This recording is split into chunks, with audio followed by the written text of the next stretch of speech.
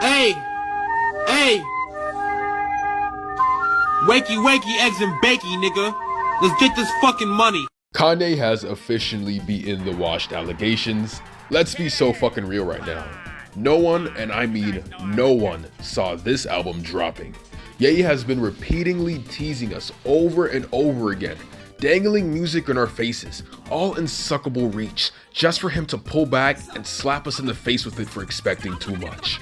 I can't tell you the amount of soldiers we've lost from this intensive edging sessions, war flashbacks from all the great projects Kanye has announced throughout recent years. And I still haven't even listened to Donda 2, so you know shit's bad out here. Yet, on the morning of the 20th anniversary for the college dropout, I was pleasantly surprised to see that Kanye and T.Y. Dolla $ign finally dropped the first volume of Vultures. And oh boy, what a time to be alive. I've been playing that joint repeatedly for the past 2 days, absorbing the succulent juices of peak through my ears and filling my tummy wummy with gallons of real music. Nah, for real though, all jokes aside, I was pleasantly surprised with how the first volume of Vultures came out. If you watch my Kanye ranking video from last year, you'd know I haven't really been a big fan of his recent musical output. So this album was a nice change of pace that I can't wait to talk about. But yeah, enough jerking around, let's get into this bad boy. Also, I'm sick as hell, so please bear with my voice for the meantime. Volume 1 of Vultures runs at 55 minutes total, 16 tracks in all. The feature list is stacked. Outside the Kanye and T.Y. Dolla $ign collab, we have Nipsey Hussle, YG, Quavo, Travis Scott, Playboi Carti, Lil Durk, Bump J, Chris Brown, Rich the Kid, India Love, Freddie fucking Gibbs, and the GOAT, the young prodigy, the untouchable North fucking West. Damn baby, it does not get better than this. 3 tracks in and this shit is already better than Donda. Vulture succeeds at maintaining the moody, spacey atmosphere that was the trademark of Donda, yet the way the samples are utilized are much more effective on here than its predecessor. Songs like Key to My Life use heavy sampling to convey a story through frequent beat switches and song snippets. The song Fuck Something reinvents the tangy taste of the Dirty South, while having 2 southern natives who push the southern sound in different directions, those people being Playboi Carti and Travis Scott, exchange bars that merge the 2 worlds into one cohesive song. The beats on here resonate back and forth between vintage kicks to heavy bass and 808s. Hoodrat, Paid, and King giving us that trademark Kanye beat progression while dwelling in his own originality, a wonderful recipe for innovation. The features on here were phenomenal. Bump J and Lil Durk were rapping like their lives depended on it. Quavo was as smooth and as sharp as ever on paperwork, but Freddie fucking Gibbs on Back to Me?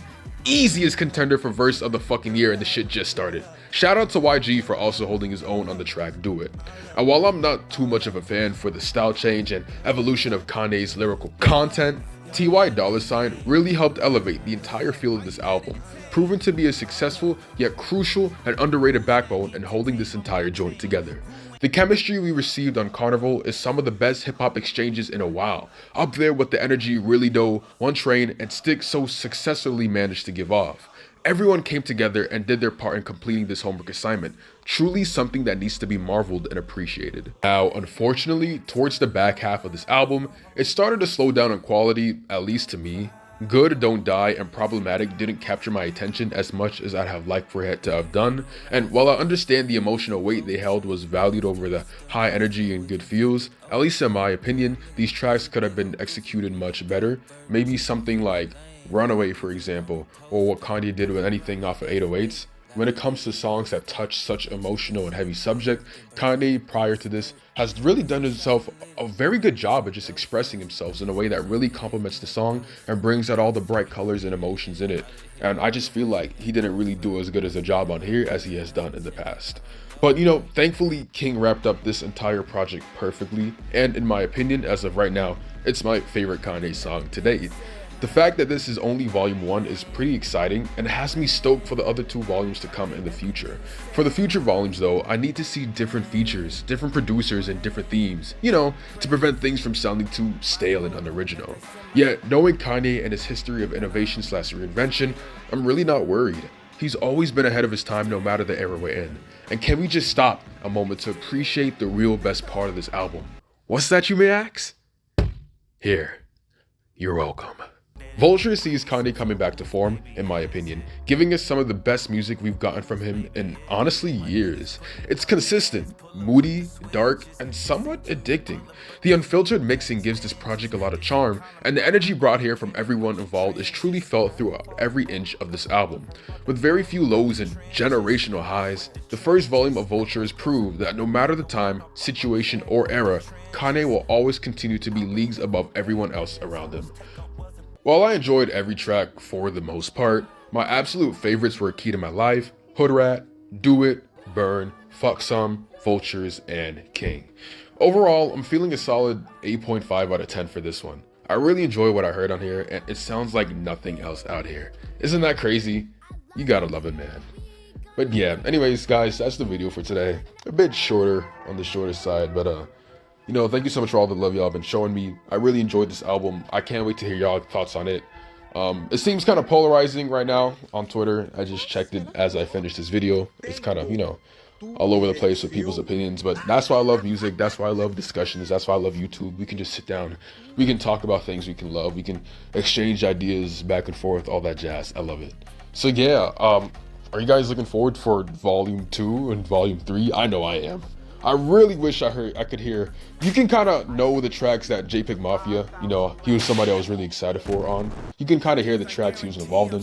For those who didn't know, I think I'm going to show it on the screen, but from memory, Stars, Beg for Forgiveness, I think Fuck Something, and King. And you know, when you hear like the drum pattern progression and everything, you can kind of hear him on it. But I would love to hear other artists, like, you know, Tyler the Creator, right? Maybe Jay-Z, other artists Kanye has worked in the past, maybe newer artists like Tizo Touchdown. Like, I would love for them to hear them on, you know, whatever future volumes is going to be out there. I can't wait for it, honestly. And you know, maybe a Kid Cudi feature would be fucking amazing. But yeah, that's the video. Hope y'all enjoyed, and I will see y'all in the next one.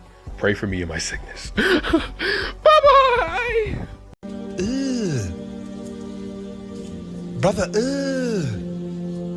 what's that? What's that, brother?